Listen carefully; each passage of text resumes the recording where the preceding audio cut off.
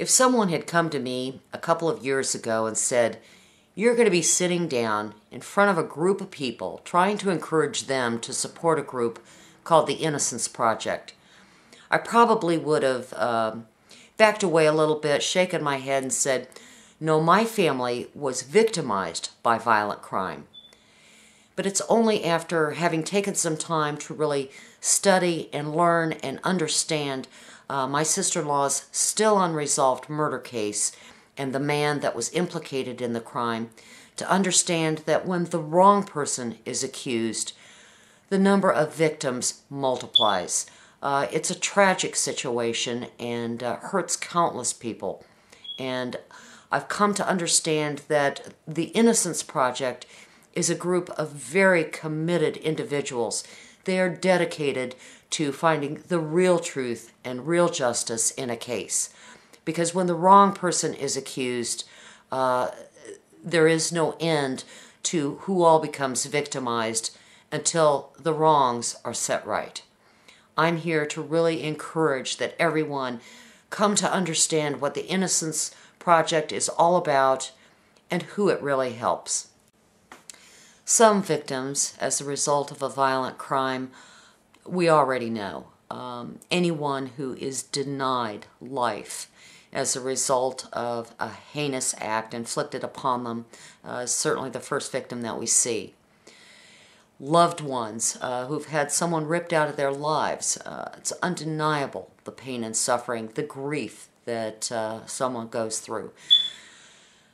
When someone is wrongfully accused of such a hideous act, the victim list really multiplies, and some of those victims actually sit in silence. The accused themselves, ripped apart, perhaps vilified and stigmatized, they're torn apart from family. They're denied their life. They're denied birthdays, holidays, graduations, wonderful moments that we all cherish with our loved ones. The families themselves of the accused suffer. They too have been denied someone they love, torn out of their lives. They may perhaps suffer harassment, stigmatism, things that, persecution that they don't deserve. The list goes on. If our authorities and law enforcement have wrongfully incarcerated someone and don't correct the situation, then they leave the community as a whole as victims. Certainly if the wrong person is incarcerated and accused of the crime, then that means that someone still lives amongst us who is capable of such things. It's extremely important to know how far-reaching it goes, and very important to understand the causes and what we can do to correct what is wrong. The causes, they're honest mistakes.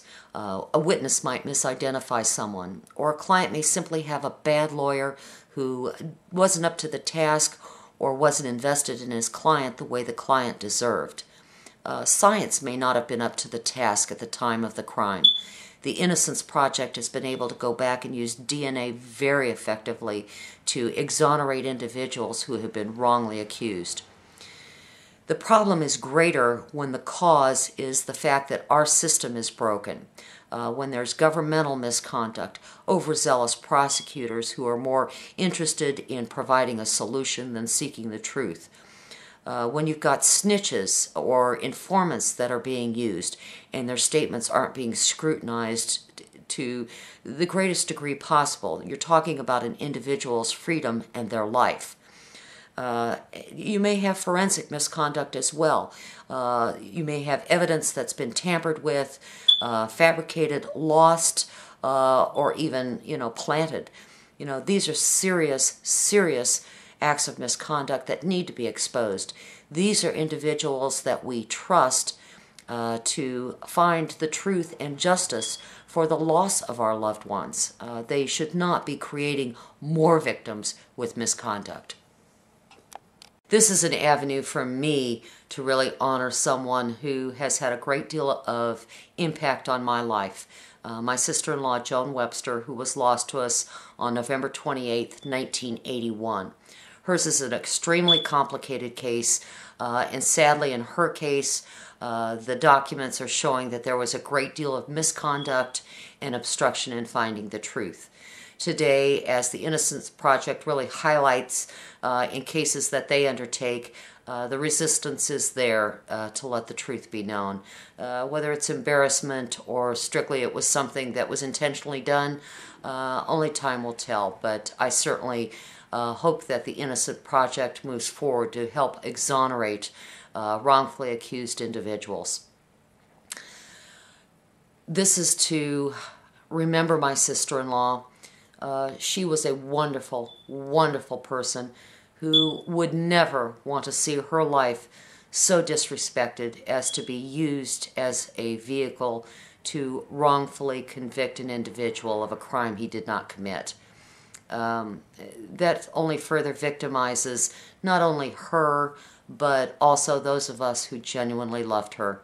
You don't accept a scapegoat to explain the loss of life of a loved one, someone torn from your life.